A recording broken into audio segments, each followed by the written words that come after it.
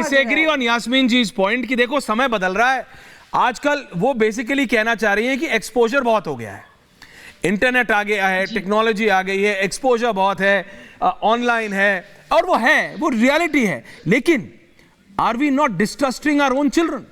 क्या हम अपने खुद के बच्चों पे इतना डिस्ट्रस्ट नहीं कर रहे? हाँ, आप उन पे लगाम रखिए, आप उन पे कंट्रोल रखिए, लेकिन क्या इतना डिस्ट्रस्ट हो गया है कि अब हम कोएड एजुकेशन को कह रहे हैं कि ये तो मुसलमान लड़कियों को धर्म से अलग करने की चीज है?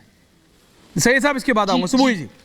जी ऐश्वर्या, एक बात आपने और अच्छी बोली, मैं उसको रिआइट्रेट करूंगी बिकॉज ये मैसेज जाना जरूरी है कि किसी भी इंसान के कपड़े उसके चरित्र को परिभाषित नहीं करते हैं। हाँ। मैंने बिल्कुल माइक्रो मिनी पहनने वाली बहुत स्ट्रॉन्ग कैरेक्टर की लड़कियां देखी हैं और बहुत पर्दा नशीन बिल्कुल घटिया कैरेक्टर की औरतें भी देखी हैं।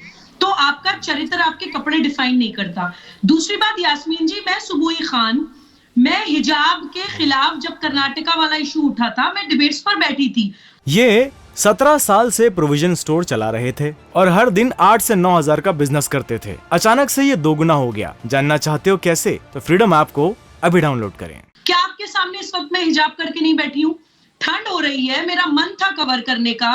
कभी हम नमाज पढ़ते हैं, अल्लाह के सामने बैठते हैं, कवर करते हैं, इट्स अलाउड। भारत में कभी ये मना नहीं है। सिख औरतें भी पहनती हैं, हिंदू महिलाएं भी पहनती हैं। लेकिन हाँ, जब हिजाब, मैं वही बात कह रही हूँ जो आप कह रही हो, आप या तो समझ नहीं रही हो। लेकिन जब उसको एक शर्त बना दी गई कि किताबें उठा के बंद कर दो, स्कूल मत जाओ, आग लगा दो, किसी कानून को मत मानो, अपने स्कूल के रूल्स एंड रेगुलेशंस को मत मानो, लेकिन ये कपड़ा लपेट लो। जब आप उसको जिद बना देते हैं, जब आप उसको मजबूरी बना देते हैं, जब आप उसको एक कंडीशन बना देते हैं कि उस मुसलमान बच्ची को मानना ही पड़ेगा, वहां पर मैं उसके खिलाफ बोलती हूँ। Point taken. Yasmeen ji quick counter. Yasmeen ji quick counter. Yasmeen ji quick counter कर रही है। बराबर होना चाहिए। रिजवान साहब इसके बाद, रिजवान साहब बात होती है तब आपका कानून कहाँ चला जाता है? जब उसके ऊपर एहतजाज होता है, जब अभी एक जैनियों के मंदिर के ऊपर जब बात आई और जब पूरी यात्रा निकली और एहतजाज हुआ, तब क्या हुआ? कानून के हिसाब से होना चाहिए। कोई भी एहतजाज अगर हो रहा है तो उसकी सुनवाई होना चाहिए, जिद नहीं बनना चाहिए। सैयद रिजवान अहमद एंड यास्मीन जी। सैयद रिजवान अहमद, सैयद साहब बोलिए। हाँ ऐश्वर्या भाई। हाँ बोलिए दादा। ऐश्वर्या भाई, लाख रुपए की बात लो आप मुझसे। क्या दादा? मदनी साहब ने कहा लड़कियों को कोई एजुकेशन में नहीं होना चाहिए। पॉइंट ये पकड़ो ऐश्वर्या भाई कि मदनी साहब ये भी बयान दे सकते थे कि मुसलमान लड़कों को कोई एजुकेशन में नहीं पढ़ना चाहिए। समझो बात को। मामला यह है कि लड़की हमारी सिर्फ ऑल गर्ल्स स्कूल में पढ़े, लड़का भले को एजुकेशन में पढ़े, हमारी लड़की हिंदू लड़कों से दूर रहे, लेकिन मुसलमान लड़के को अगर फंसाना हो तो वो हिंदू लड़की फंसा ले, उससे क्या फर्क पड़ता है?